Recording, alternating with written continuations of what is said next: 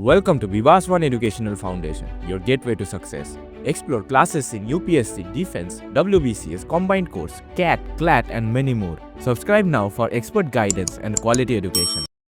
Hello everyone, welcome to Vivaswan educational foundation. तो आज हम देखेंगे एक बहुत ही इम्पोर्टेंट चैप्टर जिसका नाम है इलेक्ट्रोस्टैटिक्स। इलेक्ट्रोस्टैटिक्स के बाद फिर हम देखेंगे करेंट इलेक्ट्रिसिटी। इन दोनों चैप्टर को मिला करके हम लोग हमारा इलेक्ट्रिसिटी कंप्लीट हो जाएगा।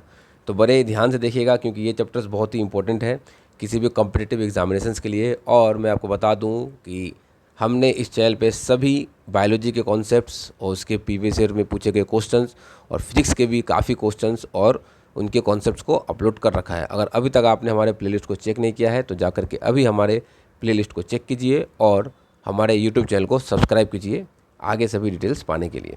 तो देखिए, सबसे पहले समझते हैं इलेक्ट्रोस्टैटिक्स होता क्या है। यहाँ पर हम लोग इंट्रोडक्शन को देखते हैं। Electrostatics deal with static charge, मतलब चार्ज जो होता है, इलेक्ट्रॉन या फिर चार्ज कह सकते हैं, वो स्टैटिक है, वो अभी यहाँ पर फ्लो नहीं करेगा, दौड़ेगा नहीं, रनिंग नहीं होगा। The force between them is and the effect produce in the form of electric field and electric potential. मतलब अगर मान लीजिए यहाँ पर एक चार्ज है और इससे थोड़ी दूरी पर एक और चार्ज रखा हुआ है, तो ये एक दूसरे पर एक फोर्स लगाएगा और इस फोर्स की वजह से electric potential, electric field generate होगी।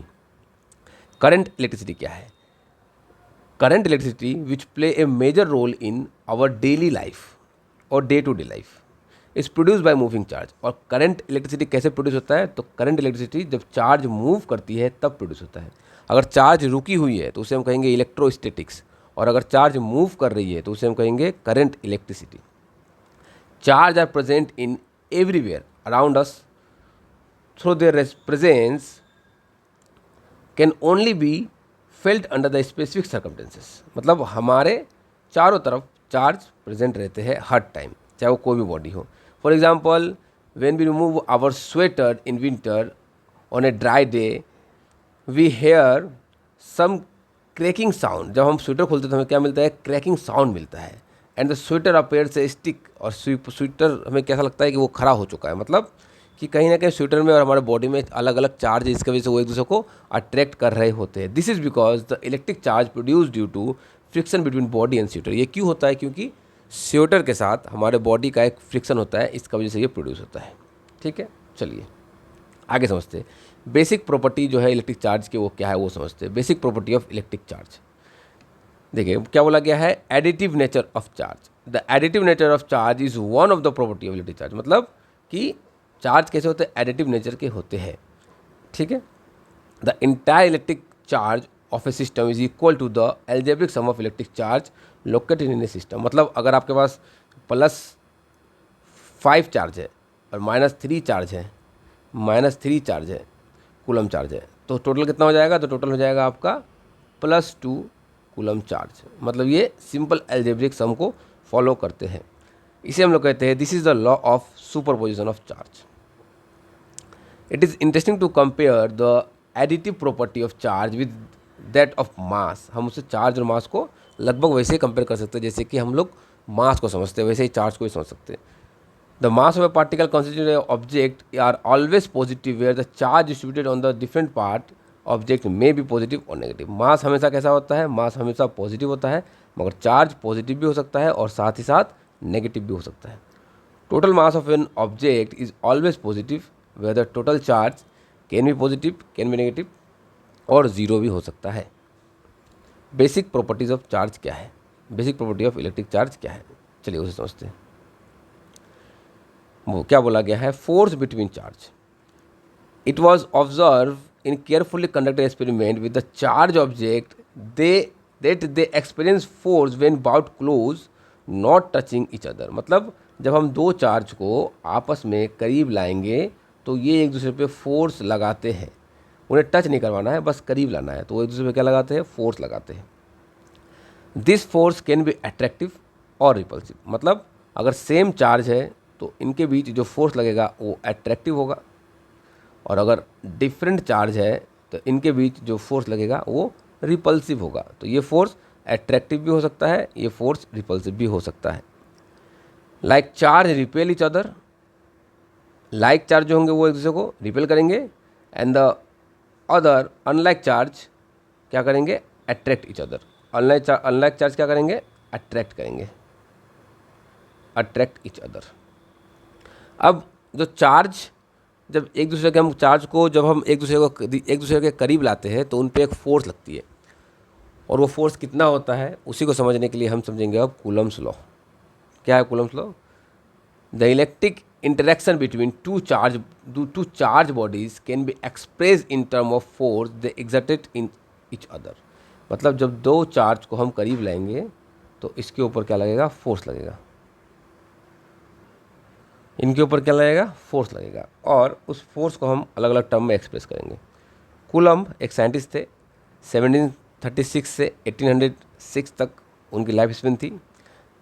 Made the first quantitative intervention of force between the electric charge. उन्होंने पहली बार बताया कि कितना फोर्स लगेगा दो चार्ज के बीच, उसे हम कहते हैं क्वांटिटेटिव इंटरवेंशन। ठीक है, इन्वेस्टिगेशन, क्वांटिटेटिव इन्वेस्टिगेशन उन्होंने किया पहली बार। ठीक है, he use point charge at rest to study the interaction. उन्होंने पॉइंट चार्ज को यूज़ किया और रेस्ट पे यूज़ किया, दोनों के इंटरेक्शन को स्टडी करने के लिए। ठीक है, चलिए फिर क्या बोला गया, देखिए कूलम्स लॉ बोला गया उसे। A point charge is a charge whose dimension are negligible small compare to the distance between another bodies. मतलब एक पॉइंट चार्ज बहुत ही छोटा चार्ज है कि उसके बीच के डिस्टेंस का वो नेग्लिजिबल अमाउंट है और दूसरे बॉडी के चार्ज से वो नेग्लिजिबल है। Coulomb's law is the fundamental law governing the interaction between charge at rest. ये एक फंडामेंटल लॉ है जो रेस्ट, जब रेस्ट पर होता है तो उसके इंटरेक्शन को ये समझाता है, उससे हमें बताता है। Coulomb's law, scalar form of Coulomb's law, ये जो हम पढ़ेंगे अभी वो कौन सा फॉर्म पढ़ेंगे, scalar form of Coulomb's law को पढ़ेंगे। देखिए क्या बोला गया है, द फोर्स ऑफ अट्रैक्शन और repulsion between two point charge at rest is directly proportional to the product and the magnitude of the charge and the inversely proportional to the square of their distance between them. देखिए मतलब क्या, मैं यहाँ समझाता हूँ आपको, blank slide लेके मैं आपको समझाता हूँ। कूलम्स साहब ने क्या कहा, इन्होंने कहा कि मान लीजिए जब दो चार्ज आपस में रखे हुए हैं, ये मैं मान लेता हूँ एक पॉजिटिव चार्ज है, ये मान लेता हूँ एक नेगेटिव चार्ज है, तो ये एक दूसरे को क्या करेंगे, रिपेल करेंगे। ये एक दूसरे को रिपेल करेंगे तो इनके बीच में एक फोर्स लगेगा, जो फोर्स होगा रिपल्सिव फोर्स, और इनके सेंटर का जो डिस्टेंस है उसको मैं मान लेता हूँ आर है, और इनके बीच में जो फोर्स लग रहा है वो कौन सा फोर्स है, तो फोर्स है रिपल्सिव फोर्स, रिपल्सिव फोर्स। तो वो जो फोर्स है रिपल्सिव फोर्स वो क्या होगा, तो repulsive force is directly proportional to product of charge. मतलब इसको मैं मानता हूँ Q1, इसको मानता हूँ Q1, इसको मानता हूँ Q2। तो जो फोर्स है वो डायरेक्टली प्रोपोर्शनल है Q1 और Q2 के प्रोडक्ट का मल्टीप्लिकेशन का। मतलब अगर आप Q1 Q2 को अगर बढ़ा दो तो जो फोर्स लग रहा है इनके बीच वो भी बढ़ जाएगा, जो फोर्स लग रहा है इनके बीच वो भी बढ़ जाएगा। तो Q1 Q2 को बढ़ाऊंगा तो फोर्स जो लग रहा है इसके बीच वो भी बढ़ जाएगा, और जो फोर्स है वो इन्वर्सली प्रोपोर्शनल है इनके डिस्टेंस के स्क्वायर का। इन्वर्सली प्रोपोर्शनल है इसका जो डिस्टेंस है उसके स्क्वायर का। मतलब अगर आप डिस्टेंस को बढ़ा दो तो जो फोर्स है वो कम हो जाएगा, और डिस्टेंस को कम कर दो जो फोर्स है वो बढ़ जाएगा। अब मैं क्या करता हूँ, इनको एक प्रोपोर्शनल से इनको मैं एक साथ ले आता हूँ, तो क्या हो गया Q1 Q2 by are square. अब मैं क्या करता हूँ, इस प्रोपोर्शनल को एक कांस्टेंट से चेंज करता हूँ, उस कांस्टेंट का नाम है के Q1 Q2 by are square, और इस फॉर्मूले को हम कहते हैं कूलम्स लॉ, और इससे हम फोर्स को कैलकुलेट कर पाएंगे कि दो चार्ज के बीच कितना फोर्स लग रहा होता है। अब यहाँ पर जो के है, इस के की एक वैल्यू होती है, के की क्या वैल्यू होती है और ये क्या है, मैं इसको पहले आपको इतना को वहाँ से पढ़ के समझा देता हूँ, फिर मैं के की वैल्यू पे भी आऊँगा। देखिए क्या बोला गया यहाँ पर, यही बात बोला गया जो कि मैं दोबारा एक बार आपको समझा देता हूँ ताकि आपको क्लियर हो जाए चीज़ें। कूलम्स लॉ क्या बोला गया, कूलम्स लॉ देखिए, द फोर्स ऑफ अट्रैक्शन और repulsion between two point charge at rest is directly proportional to the product of the magnitude of charge. उसने क्या किया, जो फोर्स है, जो फोर्स ऑफ अट्रैक्शन या रिपल्सन है वो डायरेक्टली प्रोपोर्शनल है, किसके डायरेक्टली प्रोपोर्शनल, प्रोडक्ट मतलब multiplication of magnitude of charge, charge के मल्टीप्लिकेशन के डायरेक्टली प्रोपोर्शनल है, और इन्वर्सली प्रोपोर्शनल है किसके, स्क्वायर ऑफ देयर डिस्टेंस का। मैंने बता दिया कि जो डिस्टेंस है उसके स्क्वायर का इन्वर्सली प्रोपोर्शनल है। यहाँ देखिए एक चार्ज है, यहाँ एक चार्ज है, और ये इसके बीच का डिस्टेंस है। अगर ये सेम है तो रिपल्सन होगा, डिफरेंस है तो डिफरेंट है तो अट्रैक्शन होगा। Let the force acting on the line joining the two charge Q1 Q2, मान लीजिए जो चार्ज है वो Q1 Q2 है, तो जो फोर्स है वो क्या होगा Q1 Q2 by are square, जो कि मैंने आपको पहले ही ब्लैंक स्लाइड में बता रखा है। और इस प्रपोजल को हटाएंगे हम और यहाँ पर एक कांस्टेंट लगाएंगे और फॉर्मूला हो जाएगा के Q1 Q2 by are square. के जो है वो क्या है, कांस्टेंट है, प्रोपोर्शनलिटी कांस्टेंट। ये के its magnitude depend on the force and charge, और डिस्टेंस पे डिपेंड करता है के का मैग्नीट्यूड, ठीक है। अच्छा, अब मैं आपको बताता हूँ कि ये जो के है उसकी वैल्यू क्या होती है और क्या है के। चलिए, के को हम ऐसे लिख सकते हैं 1/4 पाई एप्सिलॉन नॉट, इसको हम बोलते हैं के। अब यहाँ पर अगर आप चाहो तो जो एक एक 4 का वैल्यू तो 4 है, पाई का वैल्यू पाई है, 4 का वैल्यू 4 है, पाई का वैल्यू है 3.14, और एप्सिलॉन नॉट का वैल्यू होता है, एप्सिलॉन नॉट का वैल्यू होता है, मैं यहाँ लिख देता हूँ ब्रैकेट में, एप्सिलॉन नॉट का वैल्यू होता है 8.85 इंटू 10⁻⁻12। ये वैल्यू अगर आप इसको यहाँ बैठा दो, एप्सिलॉन नॉट का वैल्यू यहाँ बैठा दो, तो जो के की वैल्यू है वो हो जाएगी 9 इंटू 10⁻9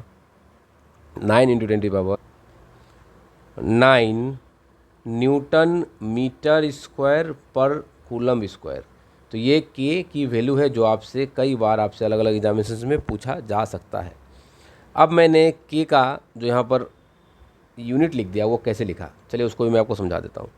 यूनिट लिखने के लिए आपको फॉर्मूला पता होना चाहिए, और जो कि आपको पता है, फोर्स इज इक्वल टू के Q1 Q2 by are square.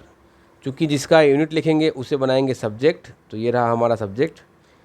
तो के इज इक्वल टू, ये इधर चला जाएगा तो हो जाएगा F R square by Q1 into Q2। तो एफ का फॉर्म यूनिट होता है न्यूटन, और आर इज़ ए डिस्टेंस तो उसका होगा मीटर, तो मीटर का स्क्वायर, और चार्ज का यूनिट होता है कूलम, तो कूलम का स्क्वायर। तो ये हो गया यूनिट ऑफ के electrostatics constant, that is newton metre square per coulomb square. ये रहा हमारा यूनिट, और मैंने आपको एप्सिलॉन नॉट का वैल्यू भी बता रखा है 8.85 इंटू 10⁻12। ठीक है, चलिए, तो मैंने आपको ये मैथमेटिकली भी समझा दिया और ये सभी बातें हमारी कंप्लीट हो चुकी है। अब आते हैं इलेक्ट्रिक फील्ड में, कि एक चार्ज अगर यहाँ पर रखा हुआ है, मान लीजिए यहाँ पर एक चार्ज रखा हुआ है, तो ये अपने कितने इलाके तक, कितना दूर तक ये बाकी चार्ज को अफेक्ट करेगा। अगर यहाँ पर मैं एक छोटा सा चार्ज रख दूँ तो ये उसे अफेक्ट करेगा कि नहीं, और यहाँ रख दूँ तो वो उसे अफेक्ट करेगा कि नहीं।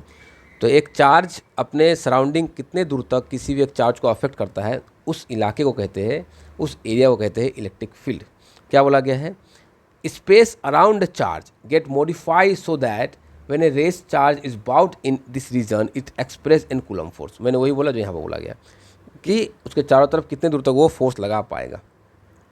This region around charge object in which coulomb force is express by another charge is called electric field. और इस रीजन को क्या बोलते हैं, इस रीजन को हम बोलते हैं electric field. Mathematically electric field define as the force experience per unit charge. एक यूनिट चार्ज में कितना फोर्स एक्सपीरियंस होता है, मतलब कि इलेक्ट्रिक फील्ड को बोला गया है कि फोर्स बाय यूनिट चार्ज, इसको हम बोल सकते हैं इलेक्ट्रिक फील्ड। तो अभी अभी मैंने आपको फोर्स का फॉर्मूला बताया जो कि क्या था, के क्यू बाई आर स्क्वायर। इसके नीचे मैं एक और क्यू लिख दूं तो ये क्या होगा, ये एक दूसरे को कैंसिल कर देंगे, ये क्यू से ये क्यू कैंसिल हो जाएगा। तो इलेक्ट्रिक फील्ड का फॉर्मूला क्या बन जाएगा हमारा, तो इलेक्ट्रिक फील्ड का फॉर्मूला बन जाएगा के क्यू बाई आर स्क्वायर। तो ये बन जाएगा हमारा इलेक्ट्रिक फील्ड का फॉर्मूला। ठीक है, let q and q two be the charge separated by distance. तो यहाँ पर ये फॉर्मूला को उन लोगों ने ड्राइव कर दिया। देखिए ये मैंने आपको ऑलरेडी बोल रखा है और ये यहाँ पर ऐसा हो गया। फिर क्या बोला गया है कि the electric field exist around a charge irrespective of presence of other charge. दूसरा चार्ज क्या है ये उस पर डिपेंड नहीं करेगा, बस जिस चार्ज के लिए हम लोग बात कर रहे हैं वो उस पर डिपेंड करेगा। इलेक्ट्रिक फील्ड का फॉर्मूला क्या होगा, फोर्स बाय चार्ज। तो इसका यूनिट क्या होगा, फोर्स का यूनिट होता है न्यूटन और चार्ज का होता है कूलम। तो न्यूटन पर coulomb is the SI unit of electric field. तो ये रहा न्यूटन पर कूलम, ठीक है। चलिए अब आगे बढ़ते हैं हम लोग, इलेक्ट्रिक फील्ड के बारे में और कुछ बातें करते हैं। Electric field line of force के बारे में बातें करते हैं। The line of force originate from positive charge object and and on the negative charge object. मतलब अगर यहाँ पर एक पॉजिटिव चार्ज है और यहाँ पर एक नेगेटिव चार्ज है तो लाइन ऑफ फोर्स जो है वो ओरिजिनेट होगा पॉजिटिव से और ख़त्म होगा नेगेटिव की ओर। The line of force neither intersect or meet each other as it is mean that electric field has two direction as it single point. मतलब कि यहाँ से एक फोर्स चार्ज आकर के इसको ऐसे करके क्रॉस कर चला जाए, ऐसा नहीं हो सकता, ये पॉसिबल नहीं है, क्योंकि ये टू डायरेक्शनल है, जहाँ से स्टार्ट होंगे और जहाँ जाएंगे वहीं तक ये चले जाते हैं। The line of force do not pass through conductor. ये कंडक्टर से पास नहीं कर सकते हैं, तार से वायर से पास नहीं कर सकते हैं। Electric field inside a conductor is always zero. और एक कंडक्टर के अंदर, एक वायर के अंदर, एक कंडक्टर है उसके अंदर मिडिल में इलेक्ट्रिक फील्ड हमेशा जीरो होता है। कितना होता है, जीरो। इलेक्ट्रिक फील्ड हमेशा जीरो होता है। But they pass through the insulator, मगर इंसुलेटर से ये पास कर पाते हैं। Magnitude of electric field intensity is proportional to the number of line per unit area surface held perpendicular to the field. मतलब एक इलाके से कितना इलेक्ट्रिक फील्ड पास कर रहा है, मतलब मान लीजिए ये कोई जगह है, यहाँ से कितने इलेक्ट्रिक फील्ड लाइन पास कर रहे हैं, उस पर डिपेंड करेगा कि इसके मैग्नीट्यूड क्या होगा, इसका मैग्नीट्यूड क्या होगा। Electric field line of force are crowded in a region where the electricity intensity is large. जहाँ पर इलेक्ट्रिसिटी की इंटेंसिटी ज़्यादा होगी वहाँ पर इलेक्ट्रिक फोर्स जो वो क्राउडेड वहाँ ज़्यादा होगा। Electric line of force are widely separated from each other in the region where the electric intensity is small. और वहाँ पर वाइडली सेपरेट होंगे, वो लोग वाइडली सेपरेट होंगे जहाँ पर इलेक्ट्रिक फील्ड कम होगा। तो इसी के साथ हमने इलेक्ट्रोस्टैटिक्स को समझा है।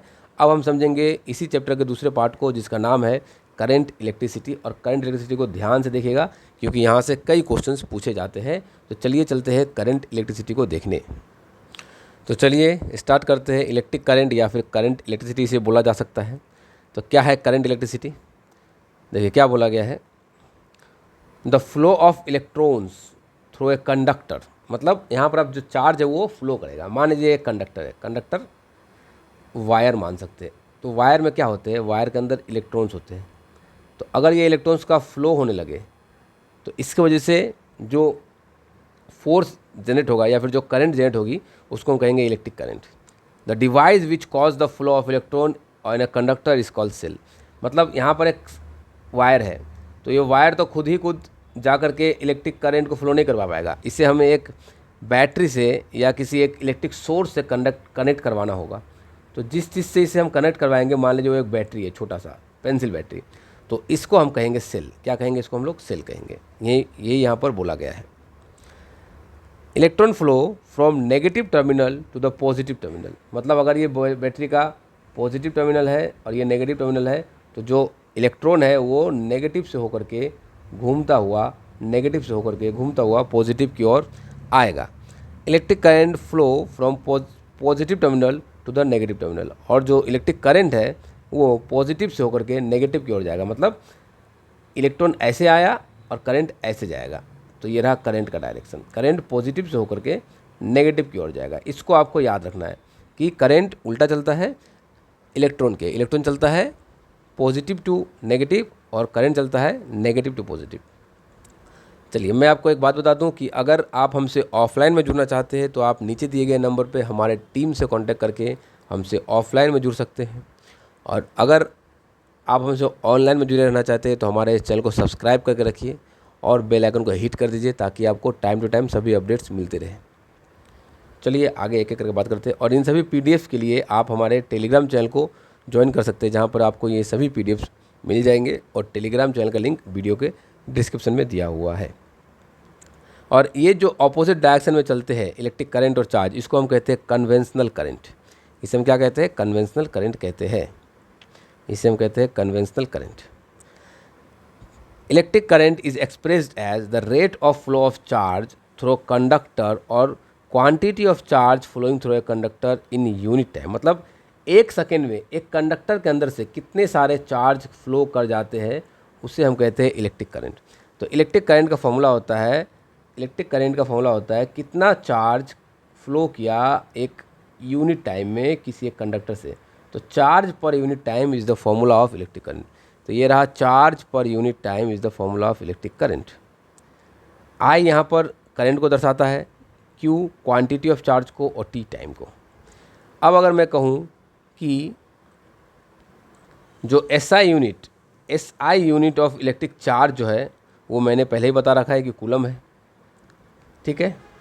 It is a charge contain, एक कूलम का मतलब होता है it is a charge contain 6 × 10⁻18 electron. मतलब एक कूलम का मतलब कि 6 × 10⁻18 इलेक्ट्रॉन इसके पास होंगे। एक कूलम का मतलब इतना सारा इलेक्ट्रॉन उसके पास होगा। और करंट का जो यूनिट है, the SI unit of current is ampere. Current का यूनिट क्या है? एम्पियर है। 1 ampere is the current flow through a conductor if 1 coulomb of charge flow through it in 1 second. अगर एक कूलम चार्ज एक सेकेंड में flow कर रहा है, एक कूलम चार्ज एक सेकेंड में फ्लो कर रहा है, तो उसे हम कहेंगे 1 एम्पियर करेंट। उसे हम क्या कहेंगे? 1 एम्पियर करेंट, ठीक है। ये रहा उसका फॉर्मूला। ये वो सेटअप है जो मैंने आपको सिंपली बताया। ये बैटरी है, ये बैटरी के पॉजिटिव टर्मिनल्स है, ये नेगेटिव टर्मिनल्स है। तो बैटरी के जो नेगेटिव है, नेगेटिव से पॉजिटिव की ओर दौड़ने वाला इलेक्ट्रॉन है, और पॉजिटिव से नेगेटिव की ओर दौड़ने वाला कौन है? तो ये करंट है, ठीक है। यहाँ पर आप लैंप लगा करके कुछ भी ग्लो करवा सकते हैं। ये बैटरी का सिंबल है, ठीक है। चलिए फिर क्या बोला गया यहाँ पर, देखिए electric potential and potential difference क्या होता है, इसको आप ध्यान समझिए। Electric current will flow through a conductor only if there is a difference in electric potential between the two end of a conductor. This difference in the electric potential between the two end of a conductor is called potential difference. मतलब आप यहाँ समझिए कि मैंने यहाँ पर एक wire रख दिया, और इसका ये एंड है 20 वोल्ट का, और ये वाला एंड भी है 20 वोल्ट का। तो इससे कभी भी कोई इलेक्ट्रॉन फ्लो नहीं करेगा, क्योंकि दोनों एंड सेम पोटेंशियल पे है। इसलिए अब मैं इस वायर को कनेक्ट कर देता हूँ एक बैटरी से, और इस बैटरी का एक टर्मिनल है 20 वोल्ट पे और एक है 10 वोल्ट पे। तो जो डिफरेंस है वो कितना हो जाएगा? 30 वोल्ट, 20 - 10। तो अब 30 वोल्ट डिफरेंस होने की वजह से यहाँ से इलेक्ट्रॉन का ड्रेनेज होकर के इधर जाने की कोशिश करेंगे, ताकि वो मेकअप कर पाए उस डिफरेंस को। तो इलेक्ट्रिक करंट फ्लो करवाने के लिए हमें पोटेंशियल डिफरेंस की ज़रूरत होती है, और जो दो वायर के दो एंड के बीच जो डिफरेंस होता है उसे हम कहते हैं potential difference. The potential difference in a circuit is provided by a cell और बैटरी। और पोटेंशियल डिफरेंस कहाँ से मिलता है? हमें सेल और बैटरी से मिलता है। The chemical reaction in the cell produce a potential difference in between the two terminal set the electron motion and the produce electric current. और बैटरी कहाँ से लाता है पोटेंशियल डिफरेंस को? तो वो उसके अंदर केमिकल रिएक्शन चलते हैं, वहाँ से आता है। Potential difference between two A and B of a conductor is the amount of work done to move a unit charge from point A to B. मतलब मान लीजिए यहाँ पर एक बैटरी है, ये बैटरी का एक ए पॉइंट है, ये बी पॉइंट है। तो कितना वर्क करना होगा एक यूनिट चार्ज को यहाँ से यहाँ तक लेके आने में, जितना जूल वर्क करना होगा उसी को कहेंगे हम पोटेंशियल डिफरेंस। यहाँ पर ये बात बोल दिया गया है कि जितना वर्क करना होगा एक यूनिट चार्ज को उस पॉइंट बी से ए तक या ए से बी तक ले जाने में, उसको कहेंगे हम पोटेंशियल डिफरेंस। तो पोटेंशियल डिफरेंस का हमारा फॉर्मूला हो जाएगा वर्क, इसको हम लोग वी से बोलते हैं वैसे, वर्क बाई चार्ज। तो ये हमारा हो गया पोटेंशियल का फॉर्मूला। तो ये हो गया पोटेंशियल डिफरेंस का फॉर्मूला, वर्क बाई चार्ज। और इसका यूनिट क्या होता है? पोटेंशियल का यूनिट होता है वोल्ट। पोटेंशियल का यूनिट क्या होता है? वोल्ट, और सिंबल वी होता है। 1 volt is the potential. 1 volt का मतलब क्या? 1 जूल वर्क किया गया एक कूलम चार्ज को लाने में, तो उसको क्या कहेंगे? 1 वोल्ट कहेंगे। Electric circuit, it is a continuous and close path in A electric current. ये कंटिन्यूअस और क्लोज पाथ है। ये बल्ब का सिंबल है, ये आप देख लीजिए यहाँ पर, ये बल्ब का सिंबल है। ये सिंगल सेल और सिंगल बैटरी और सेल का सिंबल है। ये एमीटर जिससे करंट मापते हैं, और ये प्लग और की है। यहाँ पर काफ़ी सिंबल्स दिए हुए हैं जो कि आपको कभी कभी एग्ज़ाम में दे दिया जाता है पहचानने के लिए। तो वो सिंबल्स क्या है, कैसे है, देख लीजिए।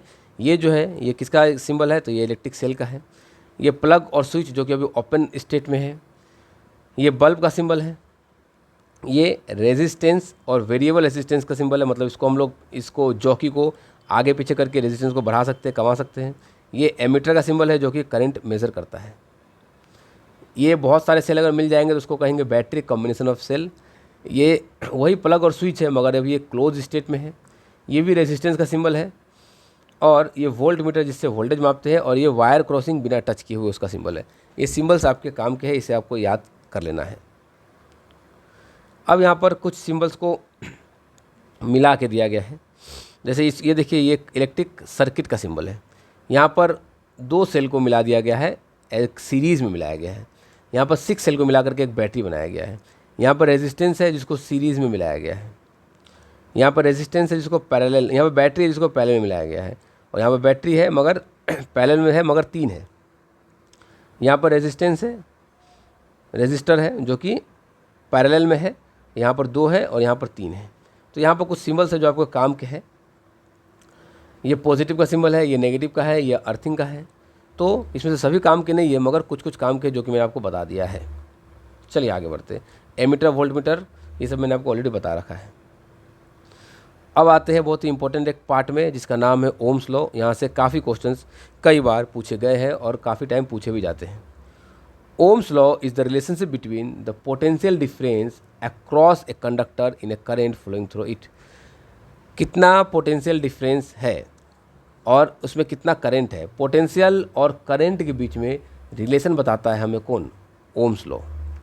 ओम्स लॉ का कहना है the current flow through a conductor is directly proportional to the potential difference between the two end provided the temperature remains constant. अगर टेम्परेचर कांस्टेंट है तो एक अगर कंडक्टर है तो इसके बीच का जो पोटेंशियल डिफरेंस है, इसके बीच का जो पोटेंशियल डिफरेंस है VA माइनस VB, वो डायरेक्टली प्रोपोर्शनल होगा उसमें फ्लो करने वाले करंट का। तो क्या बोला गया, देखिए, current is directly proportional to potential और potential is directly proportional to current.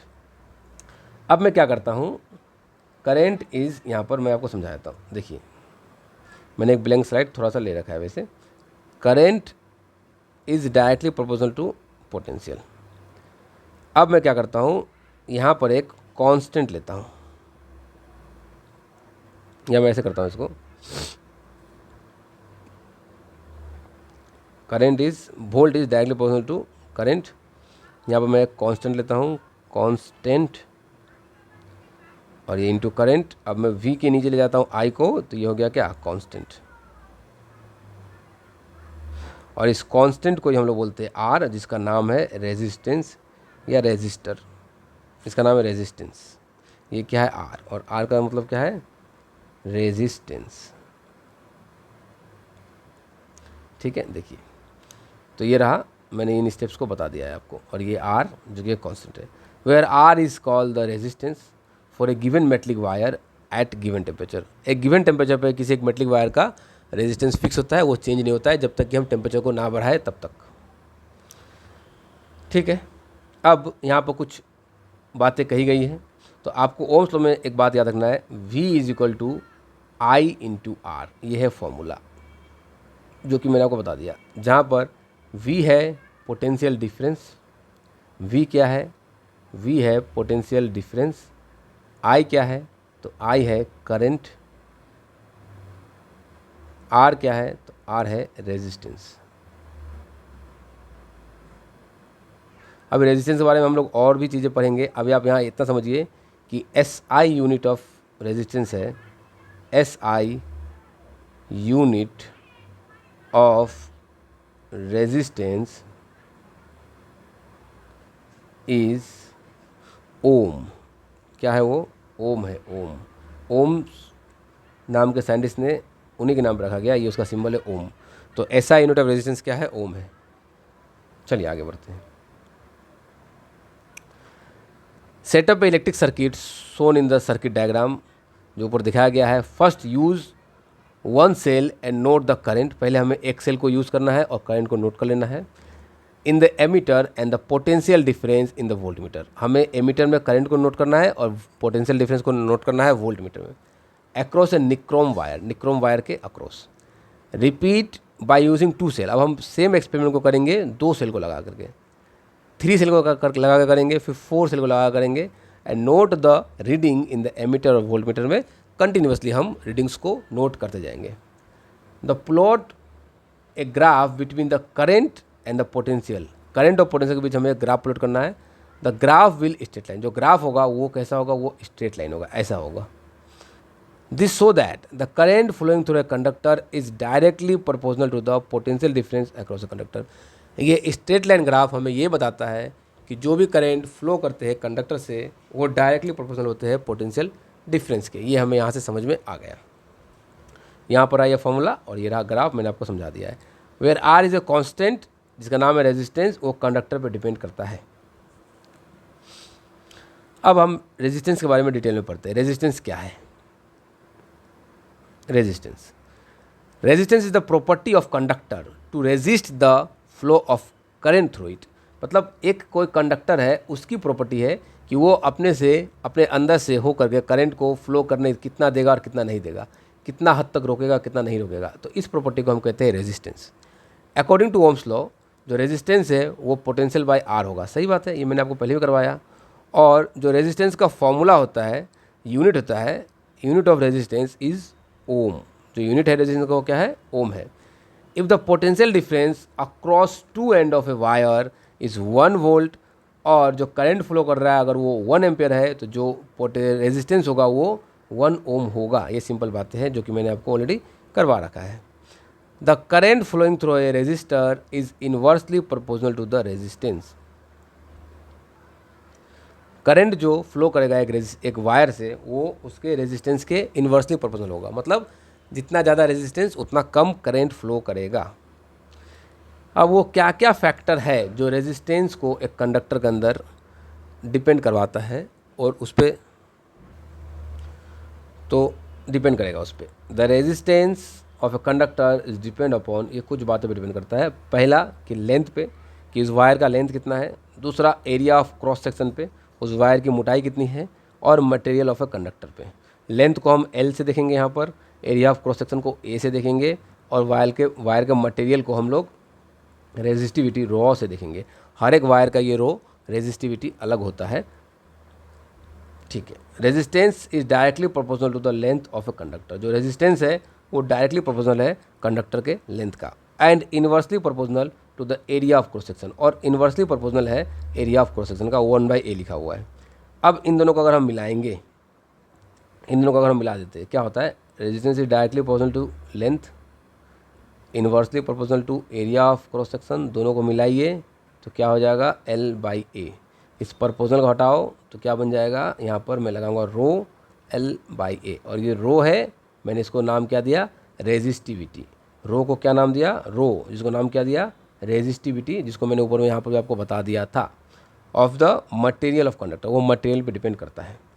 ऐसा यूनिट ऑफ रेजिस्टिविटी जो है वो है ओम मीटर।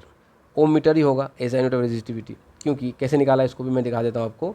क्योंकि R is equal to rho L/a, जिसका यूनिट निकालते हम, वैसे मैं आपको यूनिट डायमेंशन चैप्टर में पढ़ाऊँगा, जिसका यूनिट निकालते हैं उसको बनाते हैं सब्जेक्ट। तो ये रहा सब्जेक्ट बनाया रो को, तो क्या हो गया? बाकी चीज़ें कहाँ चले गए? तो बाकी हो गया R × A/L। अब R जो है उसका रेजिस्टेंस क्या होता है? तो R का रेजिस्टेंस होता है ओम, और एरिया का होता है मीटर स्क्वायर, और लेंथ का होता है मीटर।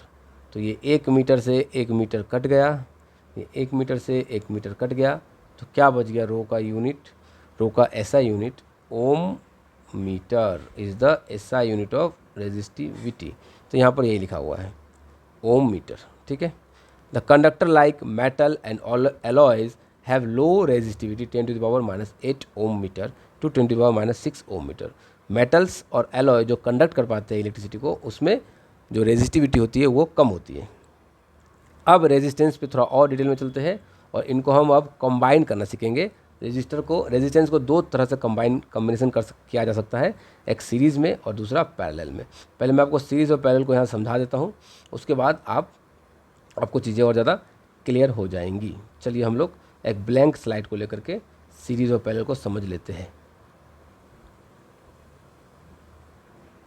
सीरीज़ क्या होता है, जब हम लोग रेजिस्टेंस को आपस में इस तरह से जोड़ते हैं तो उस कनेक्शन को कहते हैं हम सीरीज़ कनेक्शन। मैं आपको इसका डेरिवेशन करके दिखा देता हूँ, मगर आपको डेरिवेशन नहीं चाहिए होगा, आप सिर्फ और सिर्फ लास्ट के फॉर्मूले को याद रखिएगा तो ही आपके लिए काफ़ी है। ठीक है, चलिए। तो मान लीजिए ये सीरीज़ कनेक्शन है। सीरीज़ कनेक्शन में यहाँ पर पोटेंशियल V है। तो सीरीज़ कनेक्शन में क्या होता है कि ये जो पोटेंशियल है ये डिवाइड हो जाएगा, यहाँ V1 हो जाएगा, यहाँ V2 और यहाँ V3, और यहाँ से पॉजिटिव टर्मिनल है ये बैटरी का और ये नेगेटिव, तो यहाँ से करंट निकल के जा रहा है, जो कि यहाँ पर भी करंट I होगा, यहाँ पर भी करंट I होगा और यहाँ पर भी करंट I होगा। तो एक बात याद रखिएगा कि सीरीज़ कनेक्शन में करंट सेम होता है। I1, इसको I1 मान लेता हूँ, इसको I2 मान लेता हूँ, इसको I3 मान लेता हूँ, मानने के लिए I1 I2 is equal to I3 is equal to I, ये होता है। मगर पोटेंशियल डिफरेंस होता है, मतलब ये अगर पूरा जो वोल्ट है, इस वोल्ट के साथ आपको करना होगा V1 plus V2 plus V3, क्योंकि ये V1 V2 V3 एक पूरे वोल्ट से ही निकला है। चूँकि हम जानते हैं कि V is equal to I times R, ठीक है। तो मैं यहाँ क्या लिख सकता हूँ, V को मैं V को लिख सकता हूँ I इंटू R1, R लिख देता हूँ पूरा रेजिस्टेंस। इसका मान लीजिए, मैं यहाँ पर थोड़ा आपको समझा दूँ पहले कि इसका रेजिस्टेंस है R1, इसका रेजिस्टेंस है R2, इसका रेजिस्टेंस है R3, और टोटल जो रेजिस्टेंस है वो है R इक्विवेलेंट।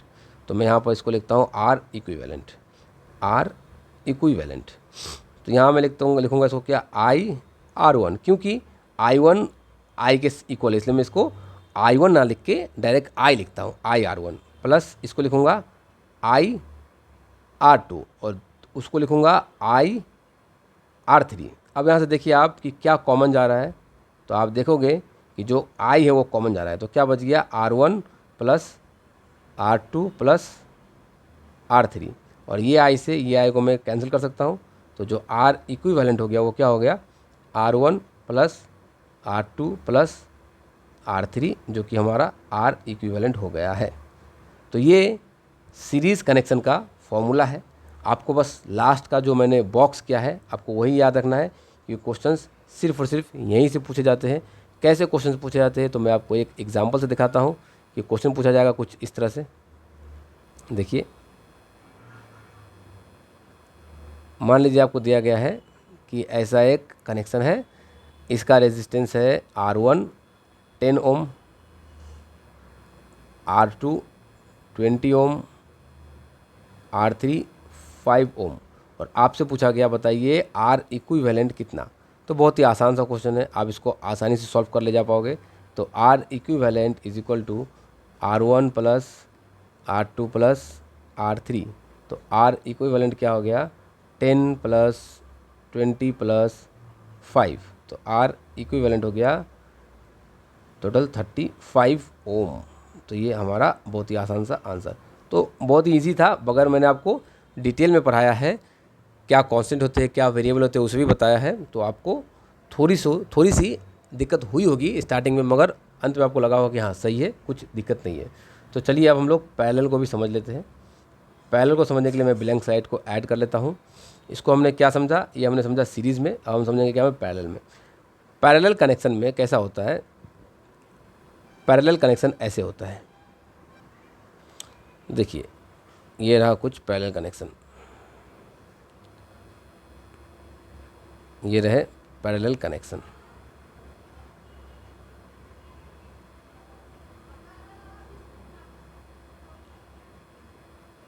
ये रहा पैरेलल कनेक्शन।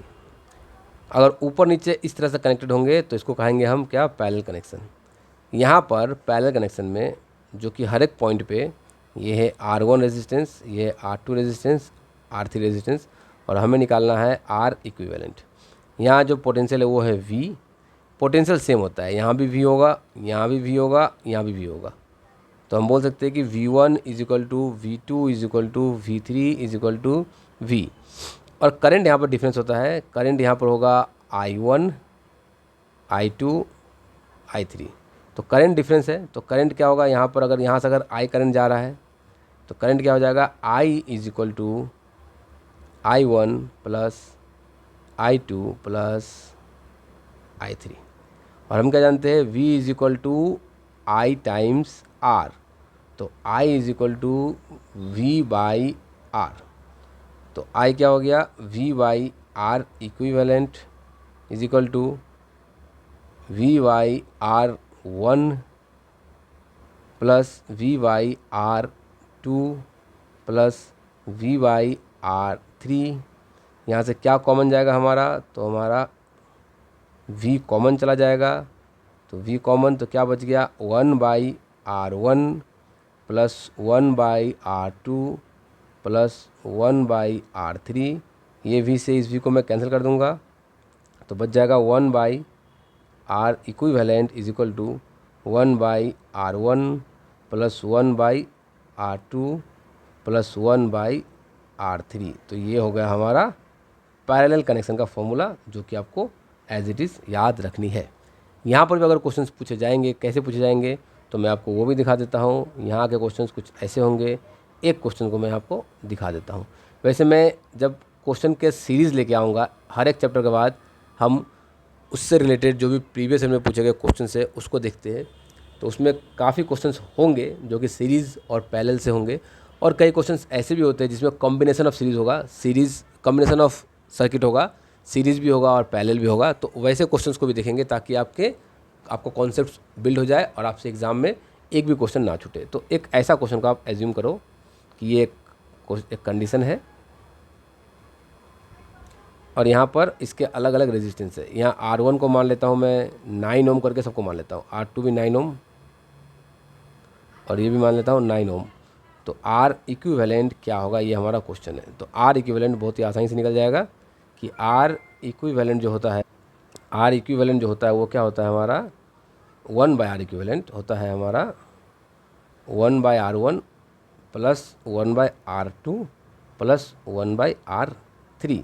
तो आप 1 बाई R1 की जगह 9 बैठाओ, R2 की जगह भी 9, क्योंकि 9 लेकर रखा है मैंने ताकि लविंग कैलकुलेशन में सब कुछ कट जाए। इसका एलसीएम 9 आ गया, इसे डिवाइड करेंगे 9 1 प्लस 1 प्लस 1, तो क्या हो गया ये 3 बाई 9। अगर मैं इसको काटूँ तो 1 बाई 3, तो 1 by R equivalent equal to 1 by 3। इसको इन्वर्स करना मत भूलिएगा, इसको पलटना है, तो ये हो जाएगा 3 ओम। तो R इक्विवेलेंट जो क्या आ गया 3 ओम। तो ये भी बहुत ही आसान है। तो ऐसे इजी जो क्वेश्चंस पूछे जाएंगे आपको, तो कुछ खास इसमें चेंजेस होते नहीं ऐसे क्वेश्चंस में। तो एक मैं आपको और करवा दूं ऐसा क्वेश्चन जिसमें दोनों कंबाइन हो। मान लीजिए पहले एक सीरीज़ में दिया गया है, फिर पैरेलल में और फिर सीरीज़ में। तो ऐसे क्वेश्चंस को कैसे किया जाता है, तो देखिए ऐसे क्वेश्चन करने के लिए मान लेता हूँ ये सब जो 4 ओम है, 4 ओम 4 ओम 4 ओम 4 ओम 4 ओम। तो ऐसे क्वेश्चन को करने के लिए आप पहले पैरेलल को देखिए, इसको आप पहले सीरीज़ में बना लीजिए। तो इसको आप जब सॉल्व करोगे तो 1/4 प्लस 1/4, क्योंकि 1 बाई R इक्विवेलेंट का फॉर्मूला होता है। तो ये हो जाएगा 2/4, ये क्या हो जाएगा 2/4, जो कि हो जाएगा 1/2। R इक्विवेलेंट क्या हो जाएगा 1/2। तो इसको हम अगर इन्वर्स करेंगे तो क्या हो जाएगा हमारा 2 ओम। तो ये जो है ये भी हमारा 2 ओम हो गया, ये भी हमारा क्या हो गया 2 ओम। तो अब अगर इसको सुधार के बनाऊँ मैं तो ये कुछ ऐसा दिखेगा 4 ओम 4 ओम, और जो नया बना वो 2 ओम और 4 ओम। तो ये 4 था, ये 4 था, ये 2 था और ये 4 था। अब ये सभी सीरीज़ में आ गए, और सीरीज़ में क्या होता है हमें सिंपल एडिशन करना होता है। तो सिंपल इसे ऐड कर दीजिए, 4 + 4 8 + 2 10 + 4 14। तो इस पूरे का R इक्विवेलेंट हो गया 14 ओम। मैंने बहुत ही फास्ट किया है इसको, क्योंकि मैंने आपको ऑलरेडी 2 समझा रखा है। अगर आपको यहाँ पर समझने में दिक्कत हुई है तो आप वीडियो को दोबारा देख सकते हैं, और अगर फिर भी समझ में ना आए तो आप कमेंट सेक्शन में कमेंट कीजिए रिपीट, तो मैं इसको एक बार इसके लिए एक छोटा सा वीडियो ज़रूर आपके लिए बना दूंगा। जो कि देखिए रेजिस्टेंस को हमने सीरीज़ में पैरेलल में देख लिया, तो यहाँ पर कुछ खास बातें नहीं रह जाती है देखने के लिए। फिर भी मैं आपको समझा देता हूँ कि देखिए यहाँ पर कैसे दिया गया है रेजिस्टेंस इन सीरीज़। ये रहा R1 R2 R3, और वोल्ट जो यहाँ पर है V1 V2 V3 है, और करंट सभी जगह पर I है। तो क्या बोला गया है, when 3 resistor R1 R2 R3 are connected in series across AB, the current in all the resistor are same. Current क्या होता है, सेम होता है। तो हमें वोल्टेज के हिसाब से उसको इक्वेट करना होगा। तो जब हमने वोल्टेज से इक्वेट किया, इन सभी को मैंने आपको दिखा रखा है ऑलरेडी सीरीज़ में, ये पहले नहीं दिखाया, सीरीज़ को मैंने आपको दिखा रखा है। तो फॉर्मूला जो है हमारा वो क्या बन गया R इक्विवेलेंट का, नहीं दिखा गया, ये रहा हमारा आर इक्विवेलेंट का फॉर्मूला R1 R2 R3। आपको यहाँ से इसको नहीं देखना है क्योंकि मैंने आपको ये सब ऑलरेडी करवा रखा है। पैरेलल को भी मैंने आपको करवा दिया। यहाँ पर देखिए आप कि R1 R2 R3 और यहाँ पर करंट डिफरेंट होते हैं। तो फॉर्मूले को जब मैंने ड्राइव किया, ये रेजिस्टर, ये देखिए बल्ब को सीरीज़ में लगाया गया, बल्ब को पैरेलल में लगाया गया है। तो इसका फॉर्मूला कहाँ गया, ये रहा इसका फॉर्मूला। इस फॉर्मूले को मैंने आपको ड्राइव कर दिया है अच्छे से, ताकि आपको कोई दिक्कत ना हो। यहाँ देखिए आप देख पाएंगे कि बल्ब को सीरीज में और पैरेलल में लगाया गया है। अब हम समझते हैं electric energy and electric power. Electric energy और इलेक्ट्रिक पावर क्या है उसे समझते हैं। ठीक है, चलिए। Electric energy and electric power. Electric energy is the work done to maintain the flow of current in a conductor. कितना काम करना पड़ेगा फ्लो ऑफ करंट को बनाए रखने के लिए एक कंडक्टर में। तो वर्क इज इक्वल टू होता है, या हमने ऐसे देखा था कि वोल्टेज या potential is equal to work by charge. तो हम कह सकते हैं कि work is equal to voltage into charge कह सकते हैं। और हम जानते हैं कि वोल्ट क्या होता है, V इज इक्वल टू होता है IR। तो मैं इस V को क्या करता हूँ, इस V को मैं क्या करता हूँ, V is equal to IR। और चार्ज इज इक्वल टू होता है current into time. Charge equal to क्या होता है, करंट इंटू टाइम, क्योंकि करंट क्या था, चार्ज बाय टाइम था। ये मैंने आपको ऑलरेडी इलेक्ट्रोस्टैटिक्स में पढ़ा रखा है। तो चार्ज होगा करंट इंटू टाइम। तो मैं क्या करता हूँ, इस चार्ज को रिप्लेस करके यहाँ लिख देता हूँ volt into current into time. ठीक है, अब मैं क्या करता हूँ, जो V है उसको लिख देता हूँ I इंटू R। तो जो V है उसको क्या लिखता हूँ, I इंटू R। एक I यहाँ पर ऑलरेडी था और यहाँ पर TV है। तो ये एक I और ये एक I, क्या हो गया, ये लोग बन गए I स्क्वायर, और ये R और ये T। तो वर्क का ये फॉर्मूला हो गया I स्क्वायर RT, जो कि यहाँ पर आपको काम में आने वाला है। और वर्क का यूनिट होता है जूल और एनर्जी का यूनिट जूल ही होता है। एनर्जी बोलो या वर्क बोलो, बात एक ही है, यहाँ पर कोई दिक्कत नहीं है। इलेक्ट्रिक पावर, अब देखिए पावर क्या होता है, पावर होता है वर्क बाय टाइम। पावर क्या होता है, वर्क बाय टाइम। तो अभी भी हमने वर्क का क्या देखा, I square RT by time. ये टाइम से ये टाइम कैंसिल हो जाएगा, तो पावर क्या हो जाएगा, I स्क्वायर R। तो ये रहा पावर का formula. Electric power, the rate at which electric current is use. किस स्पीड से, किस रेट से हम लोग इलेक्ट्रिक करंट को यूज़ करते हैं, उसे कहा जाता है इलेक्ट्रिक पावर। तो ये हो गया work done by time. Power is work by time, जो कि मैंने यहाँ पर आपको करवा रखा है। I स्क्वायर R हो गया। ठीक है, अब पावर का यूनिट होता है वॉट। ये क्या होता है, पावर का यूनिट वॉट होता है। एक और यूनिट है पावर का, इसको बोलते हैं किलो वाट आवर, जिसमें किलो का मतलब होता है 1000 और वाट तो वाट है। और आवर को हम लोग सेकंड में लेंगे तो 3600 सेकंड, जो कि हो जाता है 3.6 इंटू 10⁻6 जूल, जो कि 1 किलोवाट आवर के इक्वल होता है। अब heating effect of electric current को हम समझते हैं। If a current I flow through a resistor of resistance R, अगर कोई करंट I एक रेजिस्टेंस होकर फ्लो करता है T with the time T के लिए, और चार्ज उसमें Q है, then the work to move the charge through potential difference V, और उसको वहाँ से हटाने के लिए चार्ज को जो वर्क करना पड़ रहा है वो पोटेंशियल डिफरेंस V के इक्वल है। तो जो पावर होगा वो क्या होगा, वर्क बाय टाइम हो जाएगा। ठीक है, वर्क बाय टाइम हो जाएगा। और इस फॉर्मूले को मैंने ऑलरेडी आपको ड्राइव कर रखा है, तो आप ऊपर जा करके एक बार देख सकते हो। वैसे काफ़ी लंबा हो चुका है ये वीडियो, मगर मैंने सभी कॉन्सेप्ट्स को आपको क्लियर करवा दिया है।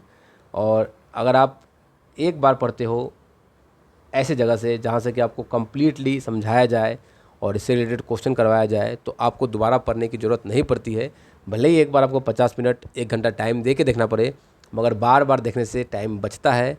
और अगर आप 4 बार 10 मिनट का वीडियो देखो या 20 मिनट का वीडियो देखो तो आपका 1.5 घंटा चला जाएगा। और अगर आप एक बार 50 मिनट का वीडियो देखो तो भले आपका 1 घंटा जाएगा, मगर आपको समझ में बहुत ज़्यादा आएगा। तो इसी के साथ मिलते हैं नेक्स्ट वीडियो में, जिसमें मैं लेके आने वाला हूँ इलेक्ट्रिक करंट और इलेक्ट्रोस्टैटिक्स के कुछ क्वेश्चंस को, और साथ ही साथ फिजिक्स के सभी लेक्चर यहाँ पर अपलोड होते रहेंगे। तो अगर अभी तक आपने चैनल को सब्सक्राइब नहीं किया है तो चैनल को सब्सक्राइब करके रखिए, और अगर वीडियो पसंद आई हो तो वीडियो को लाइक कर दीजिए और अपने दोस्तों में फैला दीजिए। आप सभी का बहुत बहुत धन्यवाद। Thank you for learning with Vivas One Educational Foundation. For contents like this, follow us on Facebook and Instagram today.